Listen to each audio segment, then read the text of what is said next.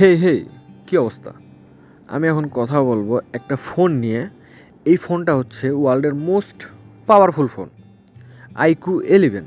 এই ফোনটার যে আগের সিরিজটা ছিল, মানে IQOO 90, সেটার প্রসেসর ছিল সেই পাওয়ারফুল স্ন্যাপড্রাগন 8+Gen 1।